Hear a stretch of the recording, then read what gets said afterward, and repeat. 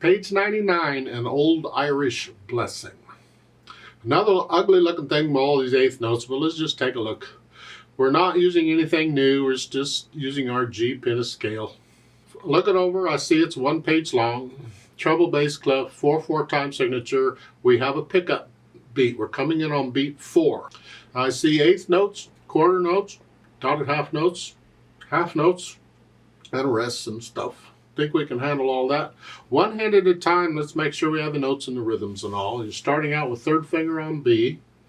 That puts you in here. You're on the G penna scale again, big surprise. 4 and 1. 4 and 1 and 2 and 3 and 4 and. Then you get the rest. Then you do it again.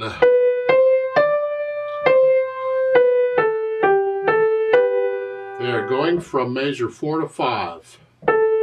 Can you do that? Try and connect them. Try and get them down at the same time. We need to be able to do this.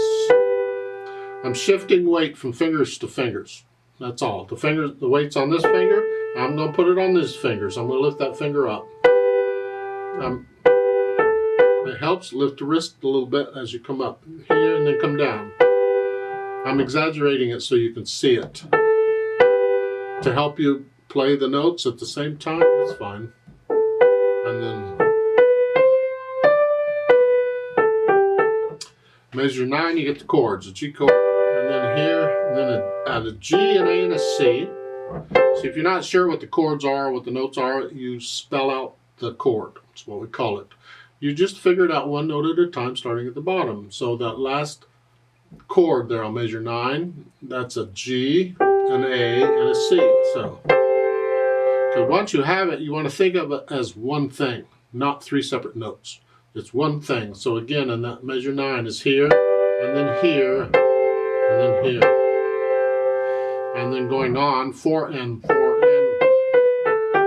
and that's tied. And then the last one is a G and a B, but it has an 8 VA above it. So you got to just lift up and come up. There's no rest. You just lift up and move. Here is, you may have to practice that. Of course, you have to look at the piano for that one. Left hand. Well, let's see. You have thumb on the D. That puts your hand in this position. You're on G penna scale here. And a dotted half note, remember, is 3 quarter notes, same as. So in 4/4 time, it gets 3 counts. So 1, 2, 3, rest, then measure 4. 1 and 2 and 3 and 4 and 1. Isn't that a surprise? Then the next measure 6, it's an A and a D, and a G and a D. So it's 1, 2, 3, 4, 1, 2, 3, 4. Then you have some D's, and then the last 2 measures. It's here, 4, 1, 4, 1. Just lift up and come down. Here, just lift up. So it's 4. That's all. Moving around a little bit. Then we try and put the hands together and see what happens. Well, the first line is not a problem because the notes, you're doing it one note at a time, one hand at a time. I'll figure it out in a minute. So the first full measure, 2 and 3 and then here. These are together, here, here. You gotta work out which fingers you're using here, gradually working it out. Doesn't matter about hesitating and all that right now. We're just wondering how the fingers work together. And then going on, these are together, here, here.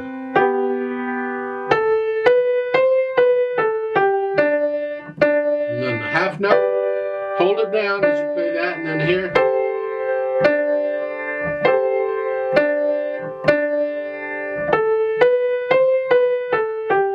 Hold that down.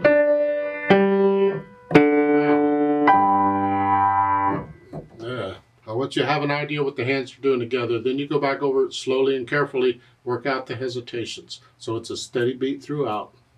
And once we have that, then we add the articulation. Bunch of slurs, connecting it.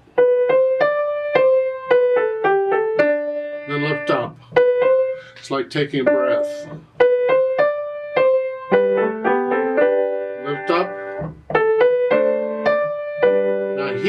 I would not lift up. If you follow the words, you see it. The rain falls soft up on your field. There's no break in there. The rain falls soft up on, no. So these, at the beginning, these seem to be phrases, this curved line. But then when you get to measure 6, now they're slurs. I would connect all that together. And then a measure 7, lift up. It's a new phrase. You connect all this together. Oh.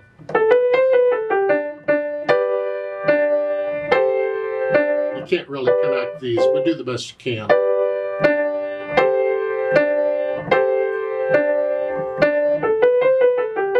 And I'd connect it all the way through. You can't because you're moving the hands around, but you feel the connection. You feel the phrases. You feel in everything eventually. And the dynamics. MF at the beginning is mezzo forte, which is sort of loud. That's the melody. Well, it's all melody here. Whatever you think sort of loud is. And that until the pickup to measure 7. This one, you're soft here. That's the melody. The right hand, the left hand needs to be in the background. So that's melody. Now you're loud for the chords. This is just sort of loud.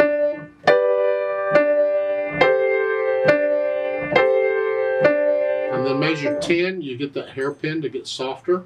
So each of these notes is going to get a little softer. You're going sort of loud, sort of soft. So, and then you're sort of loud. Here, and this is soft. Here, and then you're soft here too. But the left hand's already soft. Soft. Okay. Now once I have an idea of the dynamics, then I think about the speed. Well, this is moderato, which is sort of a, you're walking someplace, you're headed someplace, but you're not in a hurry to get there. That's the feel of it. Because the eighth notes will slow it down a little bit. But the quarter notes and half notes are going to want to speed it up a little bit. So you have to find something that, I don't know. How fast would you sing it if you were going to sing it? I'm not going to sing it. Good Lord, that's bad enough already. But you can sing it if you want to. I don't know.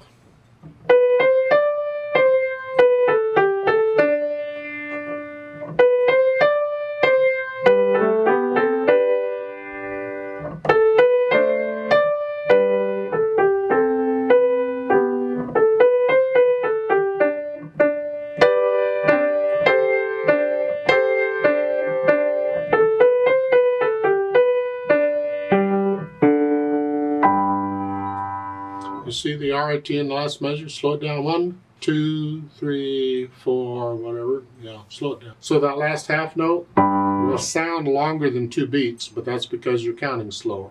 Remember the natural accent. 1, 2, 3, 4. Because that first, it needs to sound go to here. Otherwise, the listener will think the first note you played is beat 1, and it's not. It's a go to here.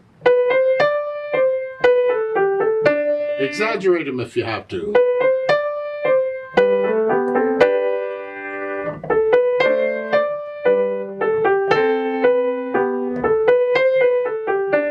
Exaggerate them to get the feeling in it. And then eventually take out the exaggeration and just feel it. Now they've added pedal in a few places. You don't really need pedal. You can play it just fine without. But this gives me a chance to talk about, a little bit about why we use pedal. Remember, if you're going to use pedal, use it for a reason. Don't just blindly use it. Well, the reason is because I pedal everything. No, it's got to accomplish something rather than just covering up your mistakes. A lot of people do it. I pedal to cover up the mess I'm making. The pedal starts on measure 9. And what I'm going to do is I'm going to push the notes down first into the pedal.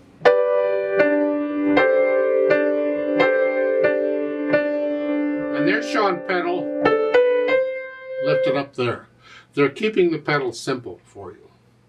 because you got enough to think about it already. I disagree with that approach. Simple pedaling doesn't sound quite right, and you get accustomed to hearing that. I don't want you to get accustomed. I want you to be very critical of the sounds you're hearing. So in measure 9, when you do this, that's fine. I don't like it, but we'll deal with that. That's okay. But in measure 10, when I do the 8th notes, I'm going to lift the pedal up so I'm not pedaling the 8th notes. That. I don't want to pedal the 8th notes. So the little pedal line should come up with the last D in the left hand. So what's the pedal doing? Well, one thing, it's connecting these notes, because I can't connect them without it. So the pedal does that. Smears them up a bit, but we'll deal with that in a later lesson. So that's sort of what we're doing. Now, you don't hear the rest in the left hand, but that happens a lot when you use pedal. It covers up the rest. It's just one of the things. A lot of times with pedal, we accomplish one thing, but we lose something else. So a pedal, using it, you're kind of, what do you want versus what are you giving up? I want to connect the notes. I'm giving up the rest in the left hand.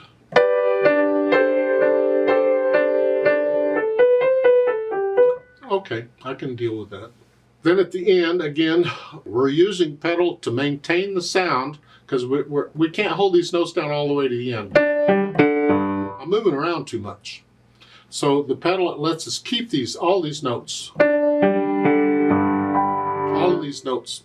It lets us sound them all. It also connects the notes, because I can't connect the note when I'm moving. There's a little silence there, but the pedal will cover it up. It connects it all. So that's what the pedal is accomplishing at the end. Push the pedal down right after you play the B, or the D, excuse me. That's a D, I knew that. Here. Yeah. That's sort of what we're doing with the pedal. It's connecting these other chords, plus it's giving us the overtones. You see on measure 9, it's loud here. A lot of times we use pedal when it gets louder, because we want to add the overtones to the loud notes. Some people say, well, it helps the notes sound louder. Sort of does, because the overtones are added to it, but I don't do it to make it sound louder. If I want it to sound louder, I'll use more weight and play it louder. I'm just adding overtones to it.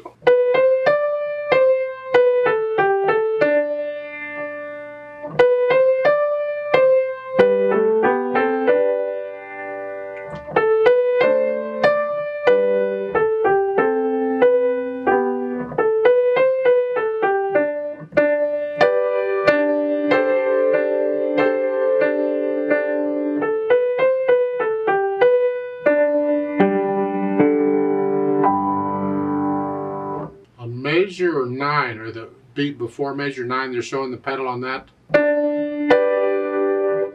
I would not pedal that. I'd wait till I play the chord. You don't need, we can connect it with the hands. We don't need the pedal for that. Here, at least I get one beat of rest in the left hand. If you pedal, it's a personal thing. How do you think it sounds better? How do you feel it? One time you might play it one way, another time you might play it another. You're experimenting with the interpretation and the feel of the piece. Let's play this together very slowly and check the notes and the rhythms. I'll do the pedaling like I suggested, but I'm not going to do the dynamics. I'm going to play everything about the same, because we're not performing it. We're just checking notes and rhythms. So I'll give us 3 counts because we come in on beat 4. 1, and ready, and go, and 1, and 2, and 1, and 2, and 3, and